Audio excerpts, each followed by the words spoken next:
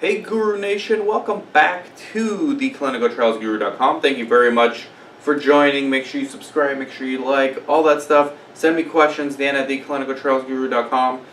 I'm actually excited. There's a lot of enthusiasm out there from the viewers and from other people just randomly stumbling on my videos or my blog posts on LinkedIn. I've been doing a lot of marketing, been pushing out a lot of content, so I've been getting a lot of feedback from the market, and by far, well, probably number two, by far the most frequently asked question is, how do I get started in the clinical research industry as a career? Well, the second one, just a little behind it, is how do I open my own research clinic? We need fresh, new perspectives, new blood, new research naive investigators because they have the patience. And the biggest issue in this industry when it comes to why clinical trials cost so much and therefore why are we paying so much for our health insurance and our medications is because delayed clinical trials because sites are not enrolling. Sites are just not enrolling, and that's because the physicians doing research, not all of them, but many of them typically don't have the patients. They don't do private practice. They're just doing research. And the ones that are doing private practice, they don't have time for research, or they don't think they have time. So we need more people, business people, entrepreneurs like you, or physicians, getting doctors, getting research naive physicians involved if they have the patience to enroll in the studies. I mean, it only makes sense. It's going to help out everyone in the long run. So number one, you need to find a physician. You need to have a PI, okay? There is no chicken or the egg argument in research. If you want to have a study, you can't do it unless you have a principal investigator. I'd prefer one with a huge private practice. Research naive is good, or if they have previous research experience, that's good as well. But then you have to ask yourself, why do they need you? But in many cases they do because they don't have time. Like I just said, you know, the physicians that have private practices and have patients, they don't have time to do research, so that's where you come in. So first thing you need is a physician. Now a 1A to number one, that's why it's a 1A, is office space. And this will depend on whether, number one, your PI has office space. Typically what you need is about 1,600 square feet of space, right?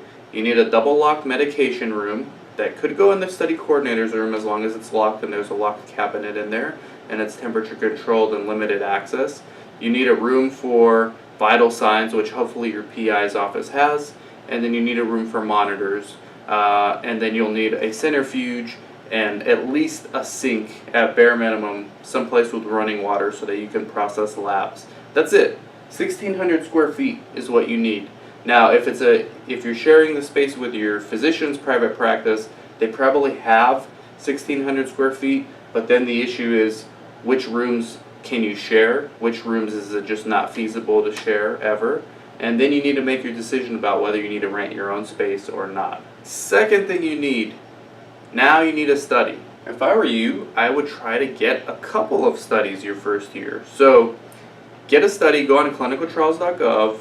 I have tons of videos on how to do this, how to get studies just for free using the internet and email, right? Now that you have a PI, you have a CV, you have an address, make sure the PI, and you have a research clinic name. You don't even need your own LLC right away. You can do it doing business as a DBA. Now, eventually I recommend you get a corporation, but you don't necessarily have to do that right away. Get studies. If you need my help, we can do that for you. We do consulting, we get site studies all the time, as well as a whole bunch of other stuff. So just email me or call me 949-415-6256.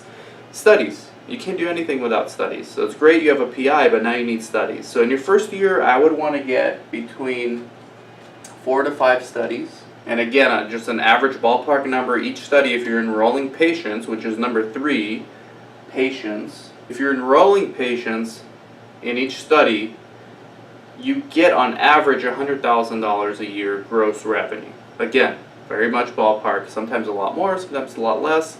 That's a good, easy number to throw around.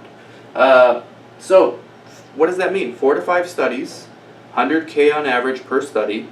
That's $400,000 to $500,000 gross revenue a year if you do it properly. So, number one, you need first. And then 1A is the office space. Okay, do you need to rent your own? Can you use the PIs? Number 2, studies. So you can't do number 2 without getting number 1 first. Number 2, studies. Number 3, so far you haven't made any money yet, okay? You can be an expert at getting number 1 and number 2 down, but if you can't get number 3 down, there's no money.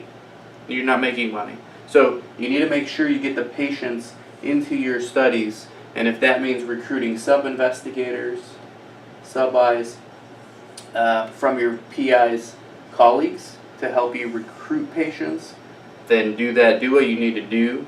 The best way to get patients is not to rely on recruitment or advertising. It's from your PI or their colleagues' private practice database. That's the easiest way. And yes, you can do advertising. I know some sites that do only advertising. That's good for them. Chances are it's not going to work well for you. You need to find patients from your own database. Right? And yes, I'm oversimplifying things, but this is YouTube, people. Right? If you need consulting help, give me a call. Let me know. We don't have enough time for these videos. But I am oversimplifying, but I'm not, because these are the 3 things you should be focused on. Just focus on these 3 things. The rest will come. All right? Dan from theclinicaltrialsguru.com. Take care.